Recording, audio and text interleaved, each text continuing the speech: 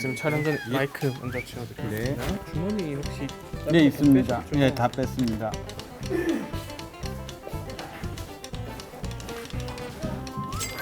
네? 하나, 둘, 셋. 예, 안녕하십니까. 서울대병원에 근무하는 이혜영입니다. 순환기내과에 근무하고 있고요. 진료 과목은 고혈압과 심부전, 심장이식 그렇게 진료하고 있습니다. 혹시 저혈압 환자가 속 터지게 만드는 사람이랑 살면 고혈압이 될까요? 그런 부분이 있는데 이제 속 터지게 사는 기간이 길면은 결국 고혈압의 가장 큰 위험 요인은 나이입니다. 그리고 우리나라 또는 우리 현대인들이 스트레스가 많냐 하는데 저는 스트레스 그 자체보다는 스트레스가 있으면 밤에 먹거든요.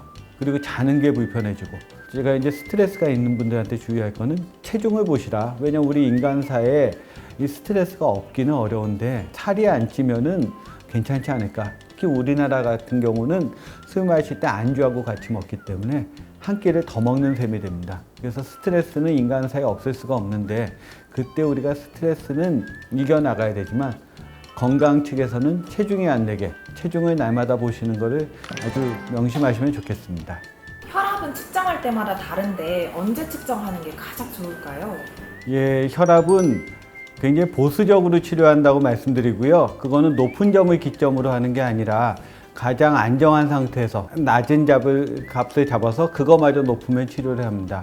그래서 그 말씀에 대한 답은 한 일주일을 평균한 값을 보거나 특별히 긴장했을 때는 가장 낮은 값으로 기준으로 진료하고 있습니다. 24시간 혈압 측정기라는 것도 있던데 그러면 이런 건 또 언제 어떨 때 써야 될까요? 환자분들이 흔하게 말씀하시는 게 혈압이 잴 때마다 다르다든지 집에서는 안 그랬는데 병원에 와서 긴장해서 그래요 그런 말씀을 하시는데 그게 사실인 경우가 많습니다.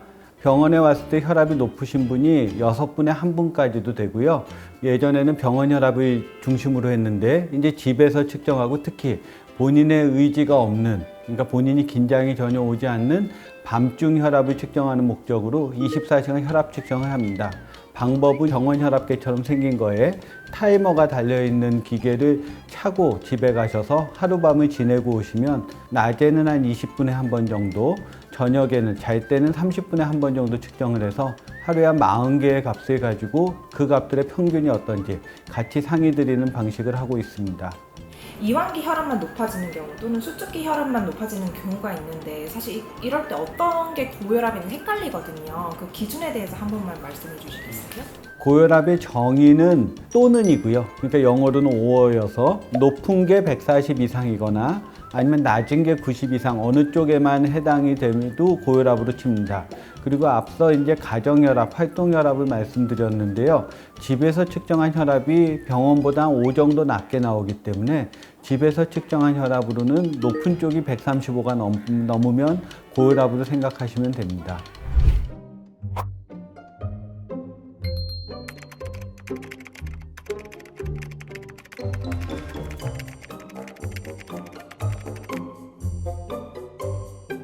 제가 오늘 나오면서 다소 망설였던 이유가 고혈압은 이제 경증 질환이기 때문에 가까운 곳에서 진료받으신 게 맞아서 대학병원에 꼭 오실 병은 아닌데요. 앞서 말씀하신 그 의견 중에 아무 위험인자가 없다고 말씀하시는데 제가 가지고 있는 제일 큰 위험인자는 체중이 어떠신가 하는 겁니다.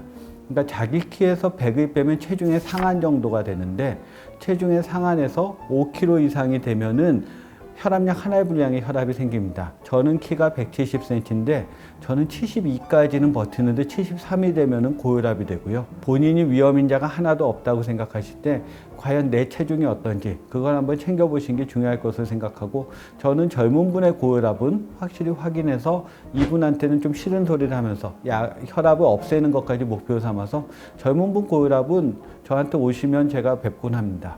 그리고 흔히 코로나19 이후에 고혈압이 왔다는 분들이 계시더라고요. 혹시 이게 관계가 있을까요? 한 3년 전 드라마를 보면 그때는 정말 우리가 죽는 병으로 알았었거든요.